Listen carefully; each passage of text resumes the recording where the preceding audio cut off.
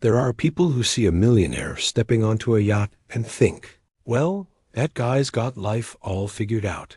What nobody sees is the silence that comes after the party, when money doesn't fix the loneliness and can't buy a real hug. That afternoon, a powerful businessman, wrapped in luxury, was walking confidently toward his boat, until a poor barefoot little girl stepped into his path. He had the power. She had almost nothing. And yet she was the only one who saw the danger that was about to swallow his life. At first glance, it sounds absurd. Why would someone who has nothing risk everything to save the life of someone who has more than enough? So many people spend their days trying to prove their worth, trying to be seen, trying to make it, without realizing that sometimes the people the world calls nobodies are the ones holding the biggest keys to a real turning point. That little girl didn't have a bank account, but she had what a lot of important people lack: courage, humility, and the ability to pay attention to what everyone else ignores. On the other side, there was a man used to giving orders being obeyed, even being feared, someone who had long confused being firm with being arrogant, who would have just a few minutes to decide if he would trust an invisible child. A bad contract can destroy a company, but one wrong step on that yacht could erase an entire legacy in silence, as if it had never existed. It's strange to think that the line between life and death, between success and regret, can hang on the shaky voice of someone you'd probably walk past on the street. If this scene already pokes at something inside you, it may not be because of the yacht at all, but because deep down everyone has felt too small in a world that only applauds those who hold power. Over the next few minutes, you will all see how one simple decision, choosing to listen or not to a poor little girl, can shift the axis of an entire life. And if you're someone who likes stories that expose the heart hiding behind wealth, it's worth staying with us until the end, watching this story all the way through, and if it speaks to you, subscribing to the channel to walk alongside these narratives. Because sometimes all it takes is one unlikely person in the right place to turn, in a single moment, the destiny of a millionaire and of a forgotten child. That Saturday afternoon, the sun bounced off the water at the Miami marina like every wave carried a little sparkle of wealth. Ethan Reynolds, 40 years old, a billionaire from Dallas and CEO of a conglomerate that owned everything from tech companies to luxury resorts, walked toward his yacht, the Silver Horizon. He adjusted the cuff of his Swiss watch, not because he was nervous, but out of that old habit of someone who likes to feel in control of everything. The meeting he was about to have could seal a new resort in Key West and expand the power he already had, even though the numbers had long passed the point where they changed anything in his day-to-day life. On the outside, everything looked perfect, but as his footsteps echoed across the wooden pier, there was a kind of silence inside him that no amount of money could fill. To anyone watching from a distance, Ethan was the picture of American success: tailored summer suit, straight posture, the steady gaze of a man used to being in charge. Some people saw him as pure arrogance. Others said it was simply the cost of carrying an empire on his shoulders and protecting his legacy at any price. He liked to tell himself he didn't have time for deep connections, only for meetings, contracts, and charts going up on a laptop screen. The crew greeted him respectfully, and he answered with a brief nod, never really remembering anyone's name, as if people were just invisible parts of the big machine that produced his wealth. When the engine of the Silver Horizon growled in the background, the whole scene looked like something out of a movie, but inside, his life felt stuck on the same predictable script. Maybe that's why, as he stepped onto the gangway, a quick thought crossed his mind. What would it be like to go home and find someone waiting for Ethan the man, not Ethan the businessman? He shoved the thought aside almost instantly, going back over the contract clauses in his head, seeing that deal as just another big twist meant to strengthen his image and his power. What he didn't know was that this afternoon wouldn't he be remembered for the numbers in the negotiation, but for an unlikely encounter that would teach humility to a man who thought he'd already seen everything. Far from the spotlight, right there on the edge of the marina, a small figure was getting closer, about to change the course of his story with simple gestures and blunt words. And if you like seeing how wealth crashes into the unexpected and turns entire destinies upside down, it's worth subscribing and following what's about to happen to Ethan. As he walked along the dock, rehearsing numbers and clauses in his mind, Ethan was stopped by a thin but steady voice coming from somewhere around his knee. "Sir, please, don't get on that boat." The girl looked about 8 years old. Her hair was tied back any way it could be. Her feet were bare, and her eyes were a strange mix of fear and courage.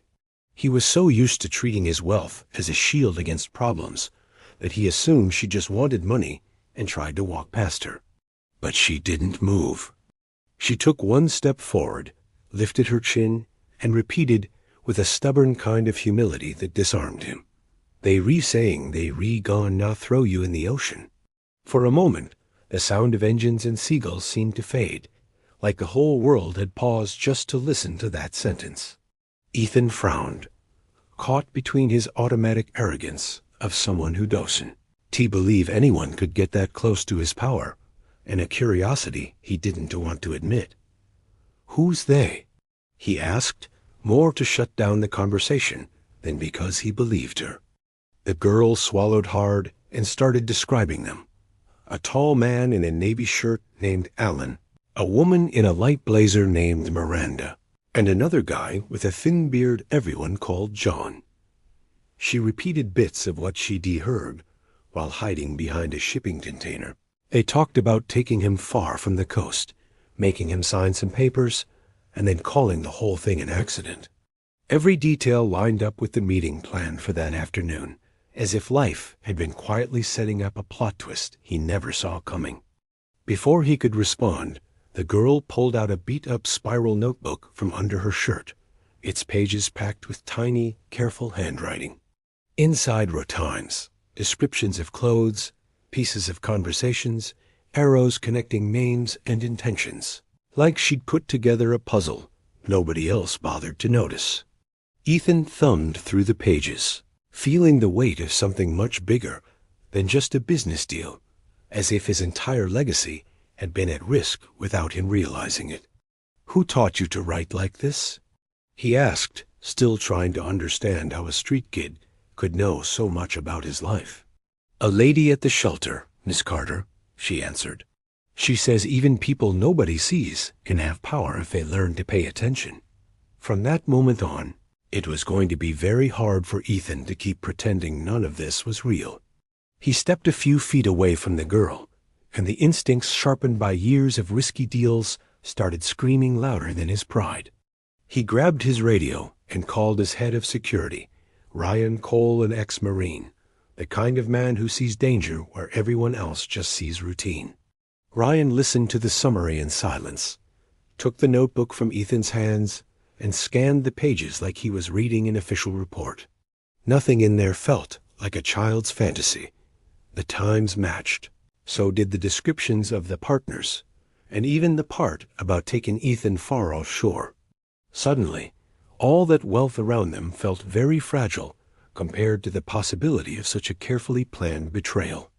They walked slowly to a more discreet spot where they could see the silver horizon without being seen. Ryan used the zoom on his phone and spotted two men who weren't part of the usual crew, exactly as the girl had described. One of them checked something in a side compartment with the automatic movement of someone used to handling weapons.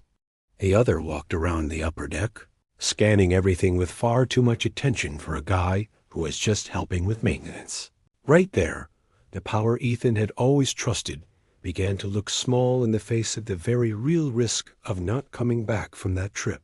Ryan took a deep breath, pulled out his phone, and called the Marine police, explaining that what looked like a luxury outing might actually be the cover for a crime. They set up a plan that was simple and dangerous. Ethan would board the yacht like he didn't know anything, keeping up the posture of a calm businessman and hiding the storm rolling inside him. Meanwhile, patrol boats would move in quietly, blending into the normal movement of the marina. For the first time in a long time, Ethan wasn't thinking about contracts or legacy. He was thinking about staying alive and figuring out why someone so small had been the only one with the courage to warn him. And while Ryan's radio crackled with instructions from the police, the heaviest question hanging in the air was this: how far could one invisible child really shake the hidden gears of all this wealth? Ethan stepped onto the silver horizon with the same calm expression as always, but his heart was completely offbeat. Alan greeted him with a smile far too wide, navy shirt perfectly pressed, holding out his hand like nothing in the world was wrong.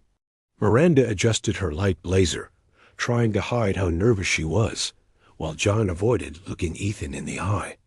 As soon as the yacht pulled away from the marina and the city shrank into a distant outline, the mask dropped. The three of them exchanged looks and shut the door to the main room. Out there, far from the coast, all the power that came with Ethan's money suddenly gave way to the dry, cold weight of a gun being pulled from its holster. Alan spoke first, with the arrogance of someone who thinks the game is already won. He dropped a thick stack of papers on the table and said Ethan just needed to sign to optimize the company's structure. The contract transferred 80% of the group to shell companies tied to them, burying years of work and every piece of the legacy Ethan thought he controlled. Miranda, hands shaking, mumbled something about being broke, about creditors knocking at her door, as if that justified the abyss they were forcing open. John, eyes glassy, whispered that his daughter was being treated for leukemia, and this was the only way he could pay for it in time. When Alan told Ethan to sign, "If you want to make it back alive," the silence turned heavy, broken only by the distant sound of waves. But before Ethan could react, the floor shook with rushing footsteps. In a matter of seconds, the Marine police stormed the yacht, shouts of command bouncing off the walls. The armed men on deck barely had time to understand the twist before they were on the ground, handcuffed, surrounded by bulletproof vests. The officer in charge looked at Ethan and said, almost in confidence, that without that little girl's warning, the story would have been written up as a tragic accident. If this part of the story has already stirred something in you, you can share in the comments a moment when some invisible person made a difference in your life, or just type, "This story touched me." And Ethan still hadn't even started to truly change his life. When night fell over the Miami marina and the lights of the yachts began to dim, Ethan couldn't just go home. He walked back to the area near the containers, pulled by a restlessness that had nothing to do with contracts or money. He found the girl sitting on a crate, warming a can of soup over a tiny makeshift fire, knees pulled to her chest. She looked at him with suspicion, like someone who's not used to seeing power sit down on the ground next to her. He took a breath and said, "Not as a CEO, but as a man alive because of her. You saved my life today. The least I can do is buy you a real dinner." At the small diner on the corner, the contrast looked almost cinematic. On one side, the expensive watch. On the other, a faded t-shirt and worn-out sneakers. The girl devoured her food like someone who never knows when the next meal will come, not with arrogance or shame, just with the honesty of hunger. Little by little, she relaxed and started talking. She said her name was Lily. She'd been sleeping in shelters or on the street ever since her mom died. While she spoke, Ethan noticed the details. The polite way she said, "Thank you." The notebook carefully folded inside her backpack. The quiet humility in each gesture. For the first time in a long time, he felt like his money was being used for something that actually mattered, even if it was just a burger and an open ear. When he asked if Lily had anyone in the world, her eyes filled with tears before she even answered. She told him about a younger sister, Maya, who had been taken to a shelter in Fort Lauderdale after their mother died, and how they'd never seen each other again. She explained that she saved every dollar she could, dreaming of the day she'd be able to buy a bus ticket and try to find her. Ethan listened in silence. realizing that the real turning point in his life might not be about surviving a corporate crime, but about the kind of legacy he could still build. At the end of the night, he leaned across the table and said something he never imagined would come out of his own mouth. "If you risked everything to protect my life, Lily, then it's my turn to use my power to help you find your sister." Back home, his own conscience didn't give him much room to forget that promise. He called his most trusted lawyer, hired a private investigator, and put his wealth to work quietly. No headlines, no arrogance. The order was simple and direct. Find Maya, Lily's sister, whatever it cost. Within hours, reports began to come in with names of shelters in Fort Lauderdale, cross-referencing dates, intake records, and physical descriptions. For the first time, the power he had wasn't being used to close a deal, but to bring two children back together who never should have been torn apart. After 2 intense days, the investigator called with the steady voice of someone who knows they read delivering a real turning point. "We found Maya," he said. "She's in a shelter called Hope Harbor." When Ethan and Lily arrived there, they saw a small girl holding a worn-out teddy bear, staring out the window like she was waiting for someone who never came. Lily didn't shout or run right away. She took 2 hesitant steps forward until Maya recognized her and dropped the bear, sprinting into her arms. The tight, wordless hug between them said more than any fancy speech about humility or love ever could. Ethan watched from a distance, feeling something inside him shift, as if his legacy were being rewritten right there in that simple hallway. Later, sitting with the director, he learned about the girls' history, the failed attempts to get them adopted together, the system that splits apart what was born to stay side by side. He didn't make any promises right away, but the words slipped out almost on their own. "What if I could offer a home to both of them?" The sentence hung in the air, heavy and full of responsibility, like a contract that goes far beyond clauses and signatures. In that moment, Ethan had no idea how much his life would change by opening that door. But the next step was already waiting for him inside his own house. The months that followed were full of forms, interviews, supervised visits, and long conversations with social workers. Ethan, who was used to using his power to speed things up, this time accepted the system's pace, showing up to every meeting with a patience that surprised even him. Lily and Maya slowly got used to seeing him not just as the rich guy from the yacht, but as someone who listened to silly school stories and laughed at inside jokes. Their everyday life, built up piece by piece, started to form something he'd never had before, a family. The wealth was still there, of course, but now it seemed like just the background. The main thing was the trust being built in small, ordinary moments. When the temporary placement was finally approved, no one in that room saw arrogance in anyone's eyes, only a mix of fear and hope. At his mansion in Highland Park, Dallas, renovations began as if it were another big project for his company, but this one had a different soul. A lilac bedroom was prepared for Lily, with a bookshelf full of novels, brand new notebooks, and a bright desk, like someone was betting on her power to write her own future. For Maya, the room got colorful walls, a dollhouse almost as tall as she was, and a table packed with paints and paper, encouraging the gentle creativity that turns pain into art. Ethan walked through the halls, taking in every detail, trying to imagine laughter echoing where there had only been expensive silence. The staff, used to a distant formality, started leaving small welcome notes tucked into corners of the house, as if they too wanted to be part of this turnaround. On the day the girls walked through the front door for the first time, Lily squeezed Maya's hand, so tight her knuckles turned white.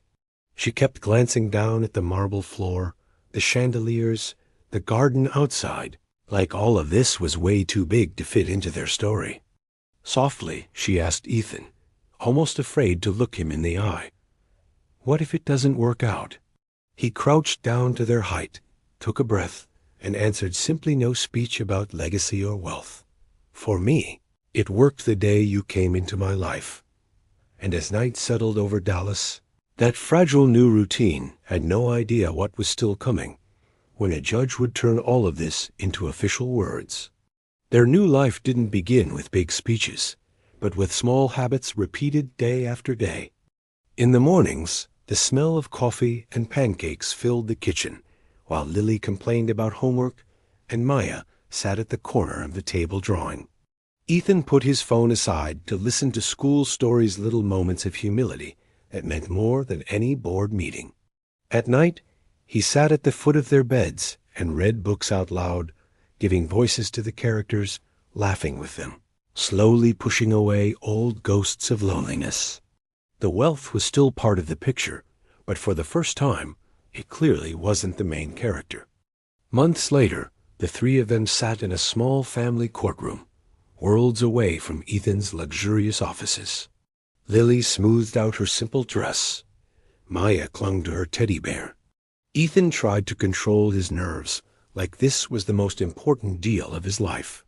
The judge read the reports, listened to the statements, and with calm firmness announced a twist none of them would ever forget.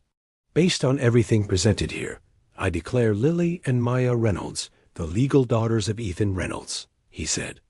In that moment, the power Ethan had chased through so many contracts finally took on a new meaning, one he could barely put into words. The celebration afterward didn't have a red carpet, but it had something much rarer, people who truly mattered.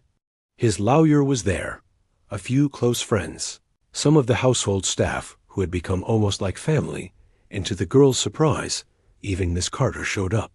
She hugged Lily with a mix of pride and tenderness, moved to see how far that worn-out notebook had carried her.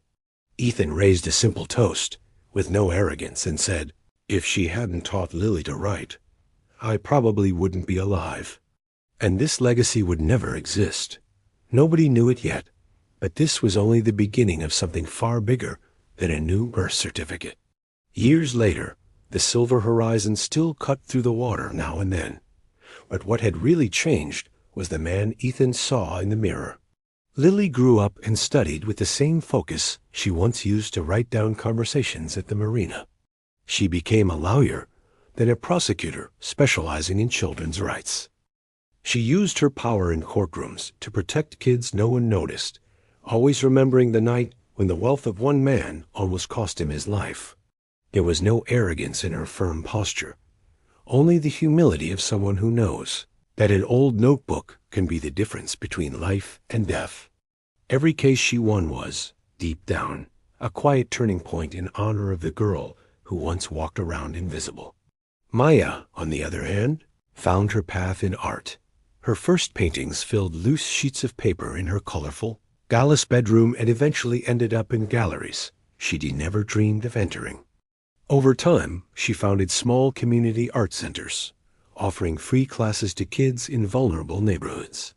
There, wealth wasn't measured in money, but in the sparkle in a child's eyes as a drawing came to life, in humility, shared around messy tables and paint-stained hands. Pushed forward by his daughter's example, Ethan created the Second Chance Foundation, an organization dedicated to getting children off the streets and connecting them with adoptive families. In 20 years, thousands of cases passed across those desks, and more than 5,000 children found permanent homes with the foundation's support.